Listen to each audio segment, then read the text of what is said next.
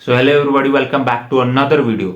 और बहुत लोगों को कंफ्यूजन है, डर है कि हेयर ट्रांसप्लांट कराने के टाइम पे कैसा क्या प्रोसेस रहता है। तो आज मैं आपको पूरा प्रोसेस बताने वाला हूँ, जो मेरा प्रोसेस कैसा रहा और आपके साथ भी सेम यही होता है। ठीक है, हेयर ट्रांसप्लांट का जो ओवरऑल प्रोसेस है वो यही रहता है। तो सबसे पहली चीज़ रहती है कि आपको हेयर ट्रांसप्लांट जब कराना है तो आप किस किस क्लिनिक में जाओगे। क्लिनिक आपने डिसाइड कर लिया। जैसे मैं डेंसिटी हेयर ट्रांसप्लांट क्लिनिक जो है रांची से कराया, तो मेरा क्या है कि मैं पहुंचा डेंसिटी हेयर ट्रांसप्लांट क्लिनिक जो है।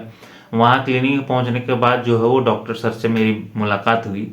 वहाँ पे कंसल्ट हुआ तो उन्होंने मेरा जो है वो हेयर फॉल देखा कि कितना हो रखा है। उसके बाद डोनर एरिया देखा कि अच्छा डोनर एरिया क्या है। अगर आपको कोई पूछना कुछ सवाल पूछना है तो वो आप पूछ सकते हो, कोई कंफ्यूजन है तो। अगर आपको डर है कि सर कितना पेन होगा, कितने दिन तक दवाई लेनी पड़ेगी, या फिर हेयर ट्रांसप्लांट के बाद हेयर फॉल तो नहीं हो जाएगा, ये सारी चीज़ें तो जो है वो आप पूछ लेना जो भी आपको रहता है। उसके बाद क्या एलर्जिक टेस्ट एक होता है वो करवा लो एटलीस्ट। ठीक है, अब एलर्जिक टेस्ट क्या होता है? एलर्जिक टेस्ट होता है आपके स्किन पे।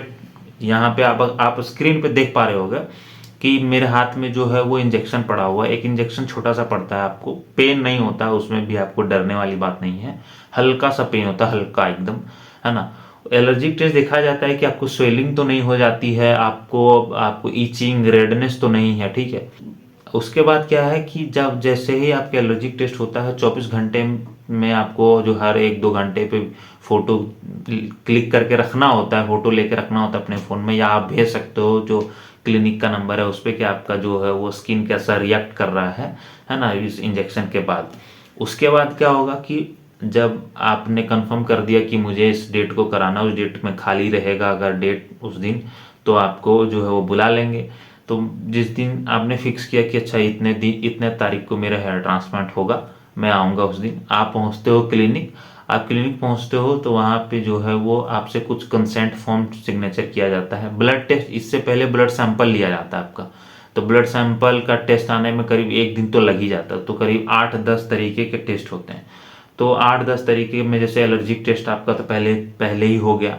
उसके बाद आपका HIV, clotting time, blood clotting, यानी अगर आपका कट लगता है, इंजेक्शन पड़ती है ना आपके बॉडी पे, तो क्या हुआ कि ब्लड जो है वो, हम कहते हैं ना खून जमता है, तो अब उसका टाइमिंग क्या है, BP कैसी है आपकी, शुगर लेवल कैसा है, HIV पॉजिटिव या हो नेगेटिव हो, ये सारी चीज़ें देखना होता है।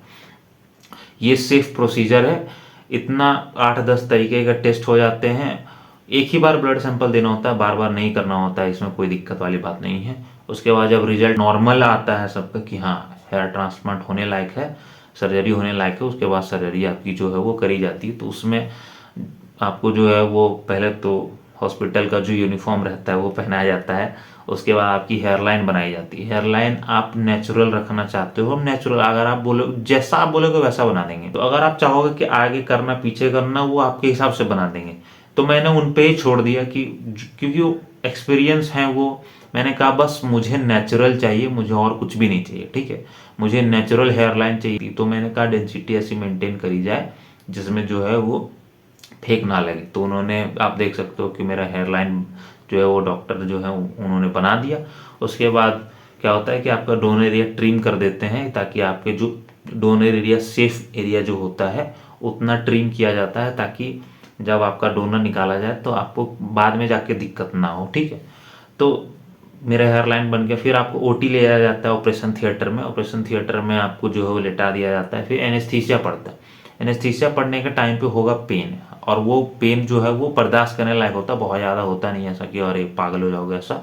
ठीक है, और बर्दाश्त करने लायक होता है। एनेस्थीसिया जितने देर पड़ेगा उतने देर ही, 5-6 सेकंड होते होते तो आपका माथा पूरा सुन्न होना स्टार्ट हो जाएगा। ठीक है, उसके बाद आपको पता भी नहीं चलेगा कि आपके शरीर में, मतलब आपके सर पे क्या हुआ, किधर से ग्राफ्ट निकाले गए, कहाँ लगा गए, कुछ भी नहीं पता चलेगा। बीच बीच में आप बोलोगे तो वॉशरूम जाने के लिए आपको मौका मिलेगा, आपको खाना है उसके लिए भी ब्रेक मिलेगा। क्योंकि मेरी जो सर्जरी है वो करीब 8 घंटे चली थी, तो 8 घंटे में मुझे 2 ब्रेक मिले थे। और क्योंकि एक लंच के टाइम का ब्रेक मिला था, एक शाम में कुछ खाना है आपको उसके लिए मिला था।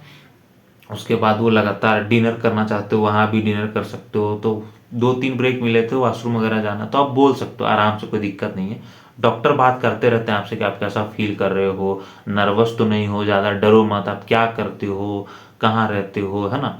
बहुत आपसे नॉर्मल ही बात करते रहेंगे वो, आपको नींद में थोड़ी ना वो बेहोश नहीं करने वाले हैं, ऐसा है ना। आपसे बात करते रहेंगे, आप उनसे बात करते रहोगे, रिलैक्स तरी होके आप लेटे रहोगे, वो अपना काम करते रहेंगे, अपना मस्त लेटे रहो। कुछ लोग बात करते हैं, कोई दिक्कत वाली बात नहीं, एकदम आराम से हो जाएगा।